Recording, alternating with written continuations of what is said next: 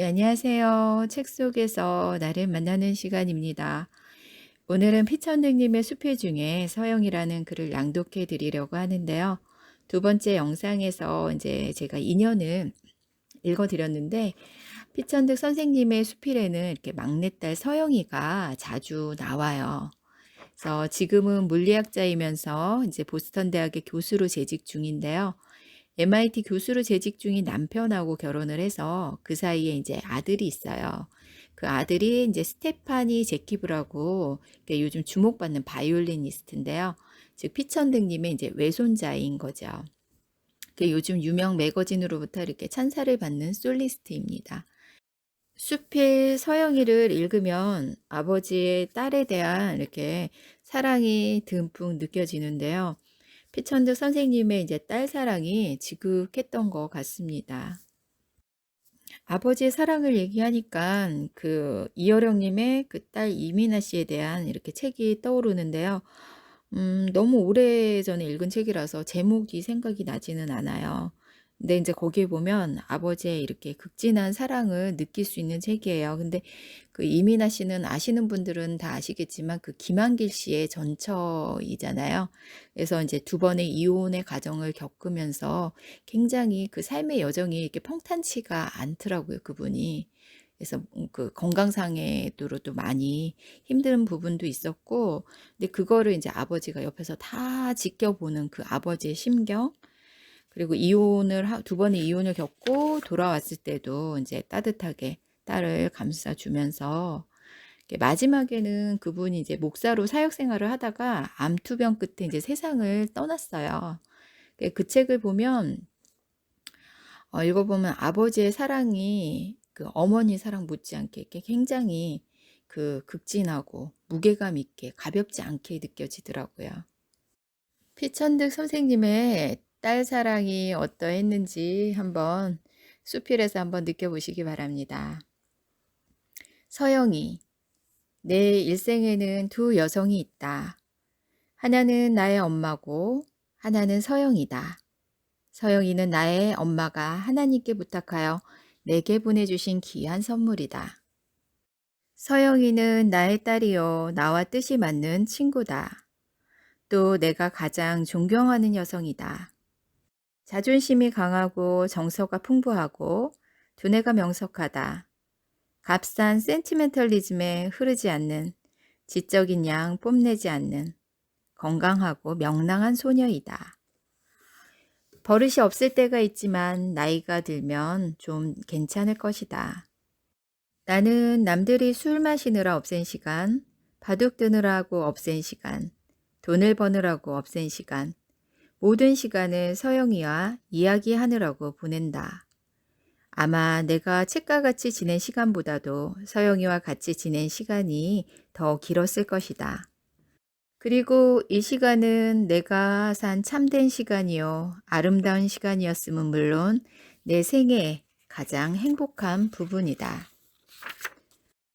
내가 해외에 있었던 1년을 빼고는 유치원서 초등학교를 졸업할 때까지 거의 매일 서영이를 데려다주고 데리고 왔다. 어쩌다 늦게 데리러 가는 때는 서영이는 어두운 운동장에서 혼자 고무줄 놀이를 하고 있었다. 지금 생각해도 안타까운 것은 1년 동안이나 서영이와 떨어져 살던 기억이다. 오는 도중에 동경에서 3일간 체류할 예정이었으나 견딜 수 없어서 그날로 귀국했다. 그래서 비행장에는 마중 나온 사람이 하나도 없게 되었다. 나는 택시에 짐을 싣고 곧장 학교로 갔다. 내가 서영이 아빠로서 미안한 것이 한두 가지가 아니다. 첫째, 내 생김이 늘씬하지 못하고 멋지지 못한 것이 미안하다. 따라서 아름다운 아내를 맞이하지 못했던 것이 미안하다. 젊은 아빠가 아닌 것이 미안하다. 보수적인 점이 있기 때문이다. 기대가 커서 그것에 대한 의무감을 느끼게 하는 것이 미안하다. 서영이는 책상 위에 아빠 몸조심이라고 먹글씨로 예쁘게 써붙였다. 하루는 밖에 나갔다 들어오니 아빠 몸조심이 아빠 마음조심으로 바뀌었다. 어떤 여인이 나를 사랑한다는 소문을 듣고 그랬다는 것이다. 그 무렵 서영이는 안톤 슈나크의 우리를 슬프게 하는 것들이라는 책을 읽고 공책에다 나를 가장 슬프게 하는 것은 아빠에게 애인이 생겼을 때라고 써놓은 것을 보았다. 아무려나 서영이는 나의 방파제이다. 아무리 거센 파도가 밀려온다 하더라도 그는 능히 막아낼 수 있으며 나의 마음속에 안정과 평화를 지킬 수 있다. 나는 서영이도 결혼을 할 테지 하고 10년이나 후의 일이지만 이 생각 저 생각 할 때가 있다. 딸이 결혼하는 것을 남에게 준다, 치운다. 이런 따위의 관념은 무인정하고 야속하고 재수로운 일이라 믿는다. 딸의 사진을 함부로 돌린다거나 상품을 내어 보이듯 선을 보인다거나 하는 짓은 있어서는 아니 될 일이다. 어서 보내야겠는데 큰일 났어요. 어디 한 군데 청구하십시오. 이런 소리를 나에게 하는 사람의 얼굴을 나는 빤히 쳐다본다. 결혼을 한 뒤에라도 나는 내 딸이 남의 집 사람이 되었다고 생각하지 않을 것이다. 물론 시집살이는 아니하고 독립한 가정을 이룰 것이며 거기에는 부부의 똑같은 의무와 권리가 있을 것이다. 아내도 새 집에 온 것이요. 남편도 새 집에 온 것이다. 남편의 집인 동시에 아내의 집이요. 아내의 집인 동시에 남편의 집이다. 결혼은 사랑에서 시작되어야 하고 사랑은 억지로 해지는 것은 아니다. 결혼은 사람에 따라 특히 천품이 있는 여자에게 있어서 자기에게 충실하기 위하여 아니하는 것도 좋다. 자기의 학문, 예술, 종교 또는 다른 사명이 결혼 생활과 병행하기 어려우리라고 생각될 경우에는 독신으로 지내는 것이 의의 있을 것이다. 결혼 생활이 지장을 가져오지 않고 오히려 도움이 된다면 참으로 다행한 일이다. 퀴리 부인 같은 경우는 좋은 예라 하겠다. 여자의 결혼 연령은 20대도 좋고 30대도 좋고 그 이상의 나이에 해도 행복하게 살 수 있다. 청춘이 짧다고 하지만 꽃같이 시들어버리는 것은 아니다. 나에게 이런 소원이 있다. 내가 늙고 서영이가 크면 눈 내리는 서울 거리를 걷고 싶다. 지금 나에게 이 축복받은 겨울이 있다. 장래 결혼을 하면 서영이에게도 아이가 있을 것이다. 아들 하나, 딸 하나, 그렇지 않으면 딸 하나, 아들 하나가 좋겠다. 그리고 다행히 내가 오래 살면 서영이 집 근처에서 살겠다.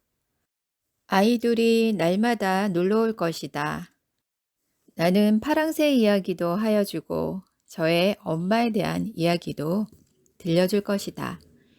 그리고 아이들은 저의 엄마처럼 나하고 구슬치기도 하고 장기도 둘 것이다. 새로 나오는 잎사귀 같이 부드러운 뺨을 만져보고 그 맑은 눈 속에서 나의 여생의 축복을 받겠다.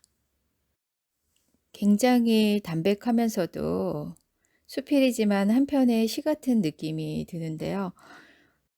글을 읽어보면 이렇게 선생님이 굉장히 귀여우신 것 같아요.